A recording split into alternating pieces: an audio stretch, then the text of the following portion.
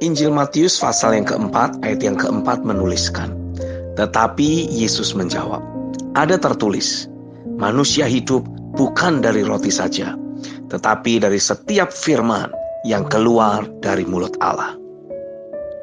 Sekian waktu lamanya kita mendengar dan membaca ayat di atas, tapi kita bisa dikatakan hampir tidak pernah meresponinya dengan sungguh-sungguh. Bahkan kita masih saja terus menggantungkan hidup dan kepuasan batin kepada hal-hal yang lahiriah. Alhasil hidup kita tidak pernah mengalami bekerjanya kuasa firman, seperti yang telah tertulis dari awal pertama kitab Kejadian. Hanya dengan berfirman, Tuhan menciptakan apa yang tidak ada menjadi ada, dan apa yang mustahil menjadi mungkin. Dan oleh firman-Nya, segala sesuatu menjadi baik adanya. Tidak ada hal buruk, sebab di dalam Dia hanya ada rancangan damai sejahtera. Jadi bagaimana seharusnya diri kita meresponi ayat tersebut di atas? Yang pertama, pastikan setiap pagi, pada saat kita memulai hari, jangan pernah berhenti berdoa sampai Tuhan memberikan firman-Nya. Jadikan ini sebagai tekad yang kuat dalam batin kita untuk menyingkirkan segala bentuk gangguan yang berpotensi membuat kita lalai dalam melakukannya. Pokoknya, sebelum realita Tuhan dan firman-Nya nyata, kita tidak akan pernah mau melangkah untuk menjalani kehidupan sehari-hari kita. Sebab kita sadar, tanpa realita dan firman-Nya, diri kita bukanlah siapa-siapa dan tidak bisa melakukan apa-apa. Firman Tuhan adalah sumber arahan dan satu-satunya kekuatan dalam hidup kita. Tidak ada yang lain. Yang kedua, memastikan menjagai hati kita terus tahir dan bersih dari segala bentuk konflik batin. Ini sangat penting. Sebab jika kita terus mengizinkan adanya gejolak emosi negatif dan konflik batin memenuhi batin kita, maka otomatis aliran firman juga menjadi tidak akan lancar.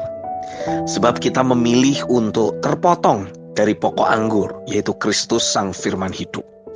Oleh karena itu, berbagai alasan apapun yang membuat kita hidup dalam gejolak emosi negatif harus segera disingkirkan. Ingat saja, kesalahan orang lain kepada kita tidak lebih besar dari kesalahan kita kepada Tuhan. Jika Tuhan sudah mengampuni segala kesalahan kita, apa alasan kita untuk tidak mengampuni kesalahan orang lain? Tidak ada. Jika kita mau terus hidup hanya dari firman yang keluar dari mulut Allah, maka kita berkewajiban untuk senantiasa menjagai hati ini tetap tahir dan bersih.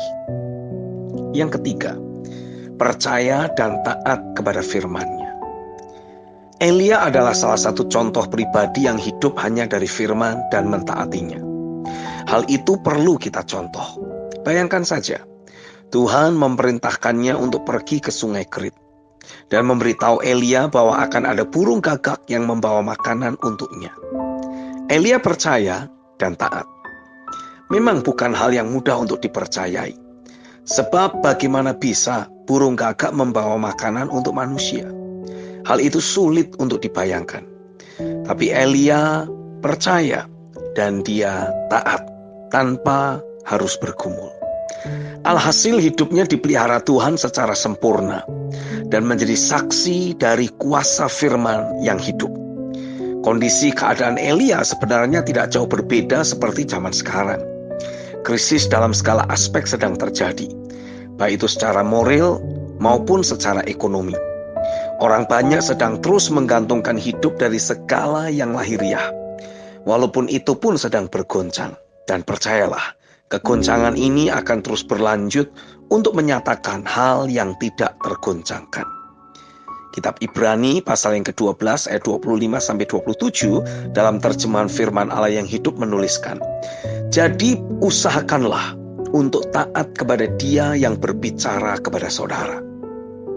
Sebab jika bangsa Israel tidak luput dari hukuman pada waktu mereka tidak taat kepada Musa, yang hanya sekedar utusan Allah di bumi, bayangkanlah betapa besar bahaya yang kita hadapi bila kita tidak mau mendengarkan Allah yang berbicara kepada kita dari sorga. Pada waktu Ia berbicara dari Gunung Sinai, suaranya menggoncangkan bumi. Tetapi lain kali, katanya, Aku akan menggoncangkan bukan hanya bumi, melainkan langit juga. Yang dimaksudkannya ialah bahwa Ia akan menyisihkan segala sesuatu yang dasarnya tidak kuat, sehingga yang tinggal hanyalah yang tidak tergoncangkan. Kekasih Tuhan, jangan pernah memilih alternatif hidup dari yang lain, selain hidup hanya dari firman-Nya. Itulah satu-satunya jaminan hidup kita.